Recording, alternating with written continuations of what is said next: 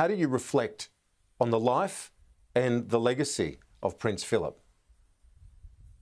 Well, I think his death, which is obviously a cause of great sadness, and particularly for Her Majesty the Queen, it brings to an end a remarkable partnership.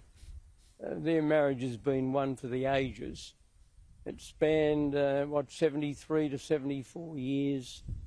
There aren't too many Australians alive now who were alive in 1947 when they married, and they have together set a wonderful example of service and commitment and duty. He was destined from the time he married the then Princess Elizabeth to always walk 2 or 3 steps behind. But he did that with great flair and in great style. And his manner of discharging his duties, that wonderful mixture of formality and rectitude, but also plenty of informality and flashes of contempt for political correctness, all of those things endeared him to millions of people around the world.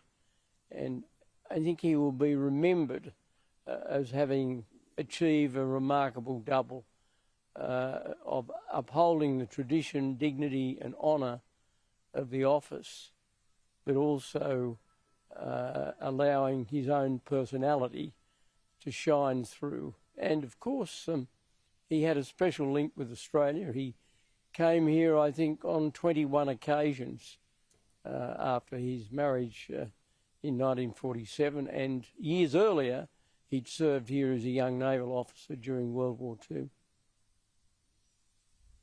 And the longest serving consort in British history, but it almost came earlier than he would have hoped because of his love of the sea, his fine record in the Royal Navy, Mr. Howard. Oh, well, that's true, but I think he adapted to the new arrangement, if I can put it that way, with great skill, and he discharged it very well. And of course, he never lost his connection with the sea. And I think in their early married years, they spent quite a bit of time in Malta, and he never lost his connection with the Navy. And of course, that was very much part of, if we put it this way, of the royal life, to be strongly connected with the Royal Navy. You said, in your interactions with him, he had a great sense of humour, and really, threw out any respect for political correctness. And rather than seen as gaffes in your mind, it endeared him to the British people and to the people of the Commonwealth as well. I think he had that great capacity every so often, to use that expression, to take the mickey out of a ridiculous situation, but do it in a way that it couldn't give offence to any reasonable person. He didn't do it all the time. I don't think he set out to be an enemy political correctness. I don't think that expression was around for most of his life, but he just managed that trick. And I think so far from some of those things being seen properly as gaffes, they were things that rather endeared him to many people. Now, he obviously, we reflect on his life, but as you say, it's just an amazing partnership of more than 70 years, the longest serving consort in British history, and a key support to one of the greatest monarchs. Oh, well, there's no doubt. I mean, Elizabeth II has been a wonderful queen. And when you think of how the world has changed since she came to the throne in 1952, I was just commencing my first year at high school, so it's a long time ago, and you probably weren't alive. And but she did it. She's done it so well, and of course, overwhelmingly that credit is due to her. But the assistance that she received from her husband, the way in which he walked with her through the various generations, the way in which he helped to interpret changing attitudes and help together to understand how as time passed, the demands of the office altered. And the remarkable thing is that the respect in which she is held and the respect in which he was held did not diminish as the years went by. They went through periods of difficulty and challenge, and Queen coined that marvellous expression about the annus horribilis in the early 90s, when everything seemed to be going wrong, including the burning of Windsor Castle. But she managed to get through all of that, and she was greatly assisted by the man who was her life's partner for so long. Can you reflect a bit more for us on Prince Philip's connection to Australia? He visited here more than 20 times, I believe. Yeah, 21 times, and of course he visited Australia as a young naval officer. And the last occasion in which my wife and I were in the company of Prince Philip and the Queen at an Order of Merit ceremony in Windsor Castle a couple of years ago, he spoke to my wife about some of his earliest recollections of sites around Sydney, which he had visited as a very young man. And I can remember on other occasions when he came, he always had something amusing to say about people getting old and all those sorts of things. But he had this wonderful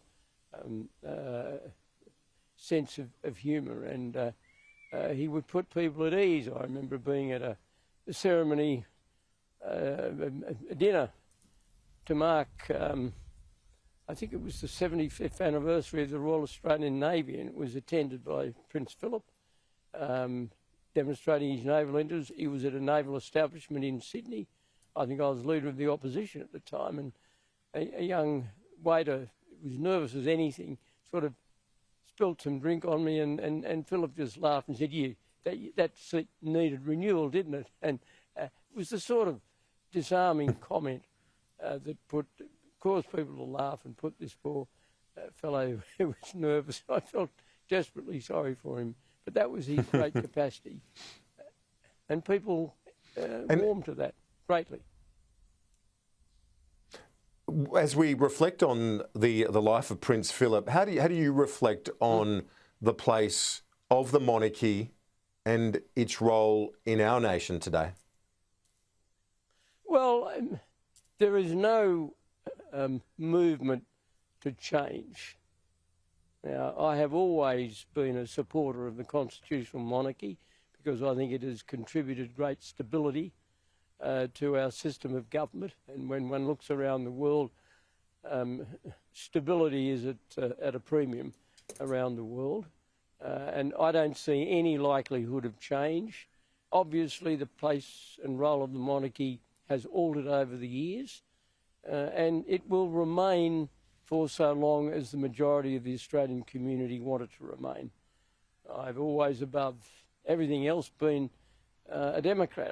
I believe that institutions endure only with the consent of people, and the strength of the monarchy in Australia has been that it's always had the support and the consent of the majority of Australians. That's not to say there isn't a sizable number of people who respectfully want change. I acknowledge that, I understand that, but hasn't altered my view.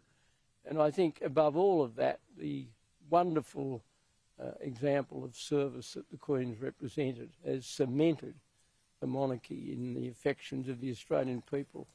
And it's been reinforced year after year. And she has been an exemplar of duty and commitment. And Mr. Howard, finally, a very warm congratulations to you and your wife Jeanette on your Golden Jubilee 50th wedding anniversary during the week. Oh, that's right. Thank you very much. She's wonderful, putting up with me all those years. Another fine partnership. We'll talk to you soon, Mr. Howard. Appreciate it.